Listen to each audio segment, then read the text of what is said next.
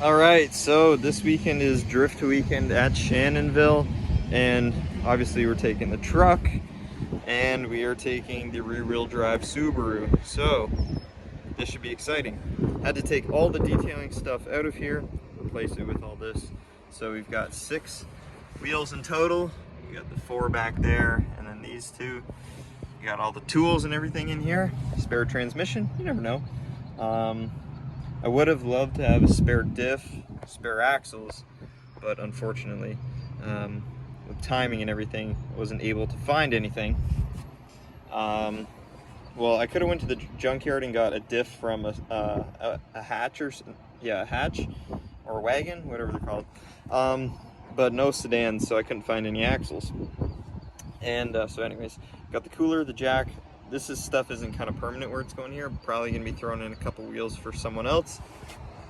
And yeah, all right. And we're actually going to be renting a trailer to be towing this car this time. This will be my first time ever towing a trailer.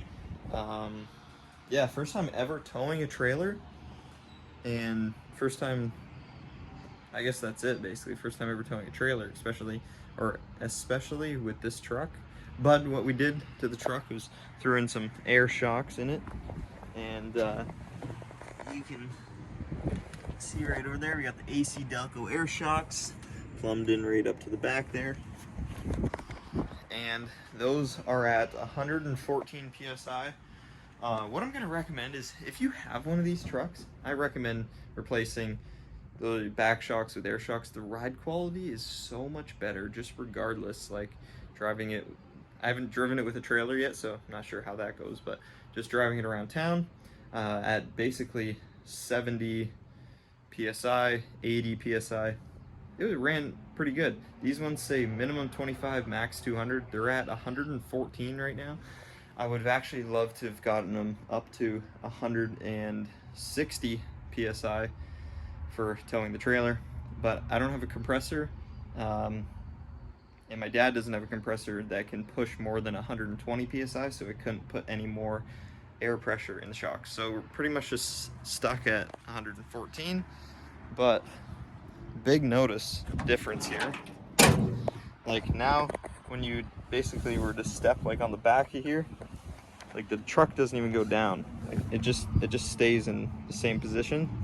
And even driving it around right now with the air shocks at 114, it's very smooth, and it's nice to like accelerating, because there's no, like, the back end doesn't really like drop down. When you hit bumps, it like absorbs it properly, instead of just being like kind of bouncy and stuff. So would recommend the air shocks. But yeah, I'm waiting to go to U-Haul to pick up a trailer, so we'll see how this goes. All right, just like that, we picked up the U-Haul trailer. First time ever towing. I was a little skeptical of all of it.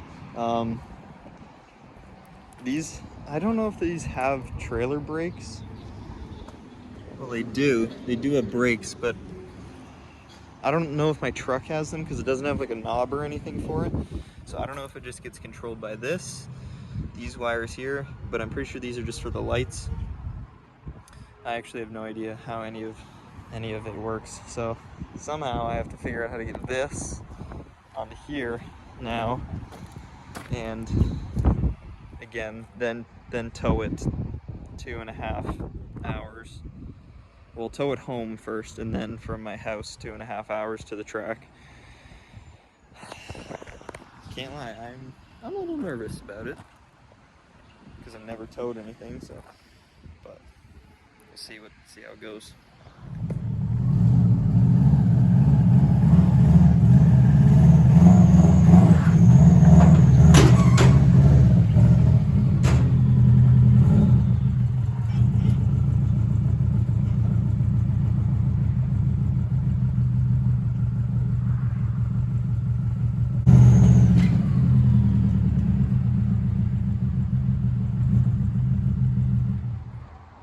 All right, she's loaded up. Truck is, she's got a little squat in the back, that's for sure. It ain't the prettiest. Ideally, see, I don't like how you have to load this car up on here. because I would have rathered it been right behind here, right behind this pole here.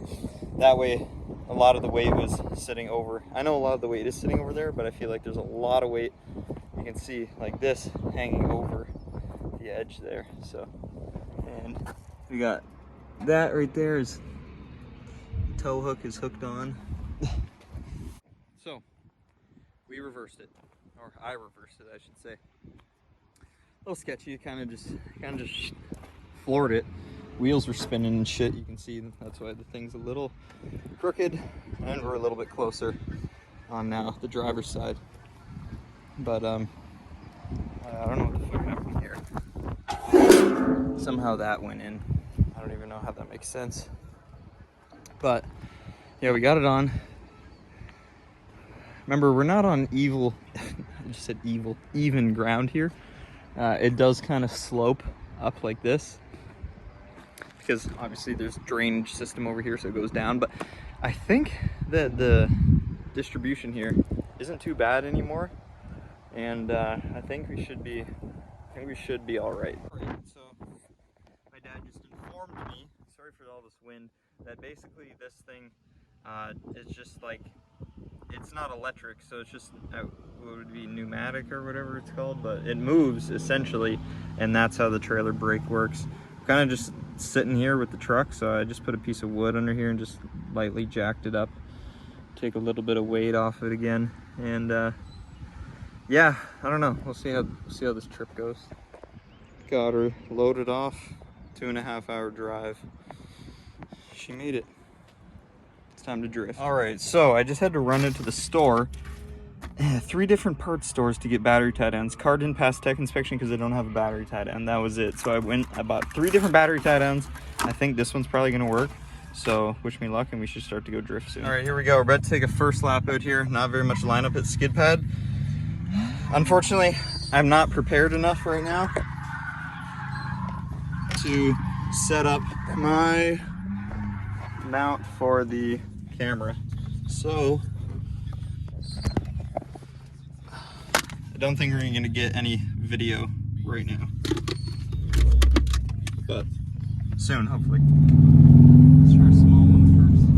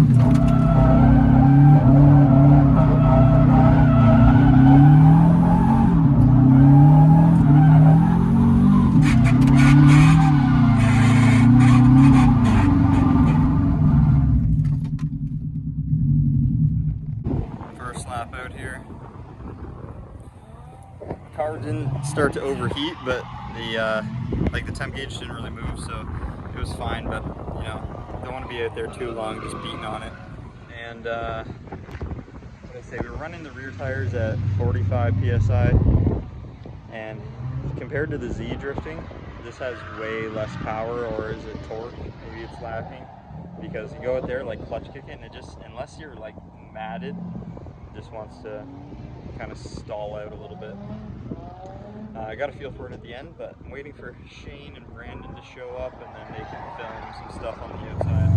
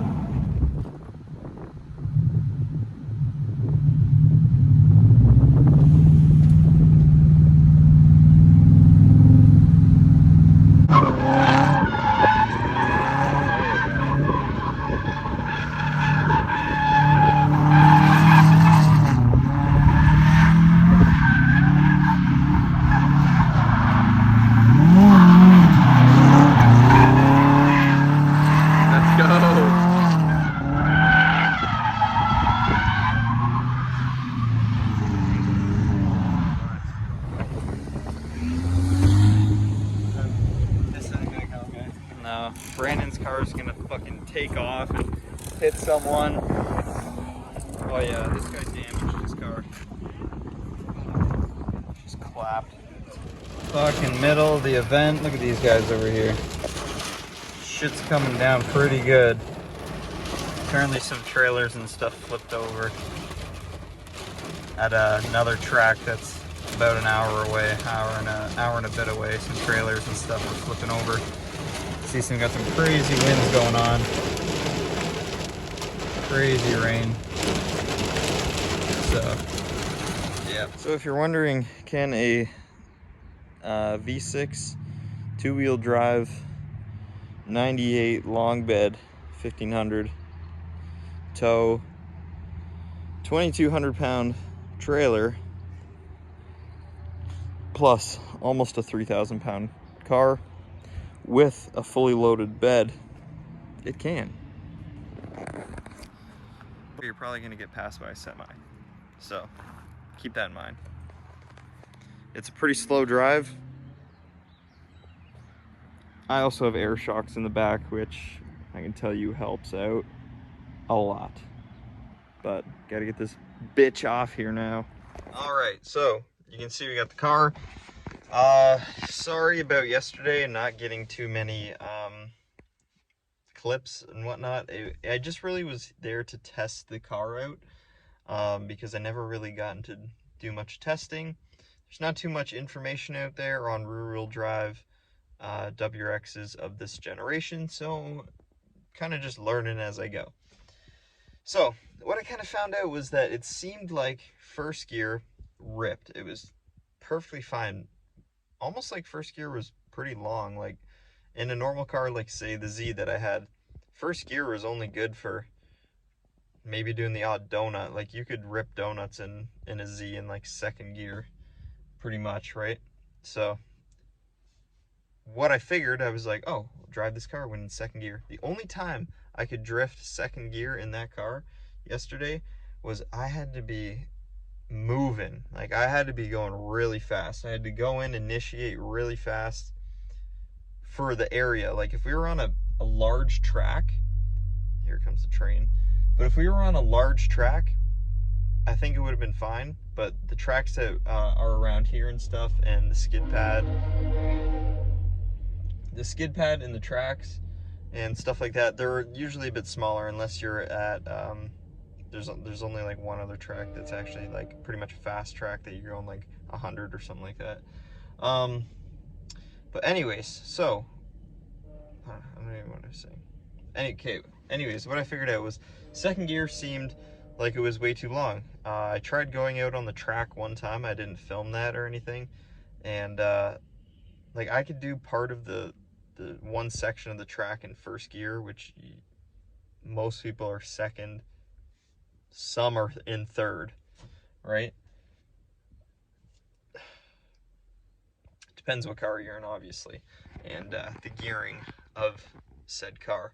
But in saying that, I did some research this morning, and this car, the WRX with the 5-speed, has a 3-4 gear. It's like a 3-4-5-4 or some shit like that, whatever it is.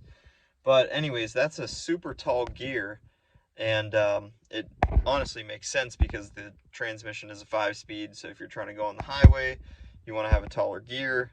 That way RPMs are a little bit lower, even though most people know that you can't really drive these cars at like 120 because the RPMs are just way too much. And but anyways, so figured out that the gearing was like that, so which makes sense, right? So you're like a 3-4 gear, like that's a pretty tall gear ratio for like a rear-wheel drive trying to drift it, in my opinion. I'm not sure what the Z is, but I think the Z's are closer to like a 3.7 or like a 3.8. Could be wrong, but anyways, what I'm getting at is the automatic cars, and I think the NA automatic wagons, sedans, Foresters, they came with a 411. It's like a 410 or a 411 gear that those came with. So the swap that we're going to be doing is putting one of those diffs inside this car, which should make this car virtually impossible to drive on the highway, just by judging how much of a difference that is in a gear ratio. Like, if you're in 5th gear, you probably can't do more than 100. But that's going to be exciting. I'm excited to see what it's going to be like.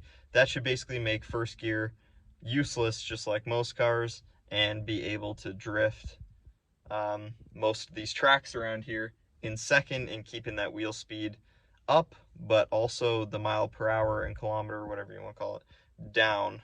So yeah, that should be interesting. So a couple things you need to do with the car. It was a good learning experience.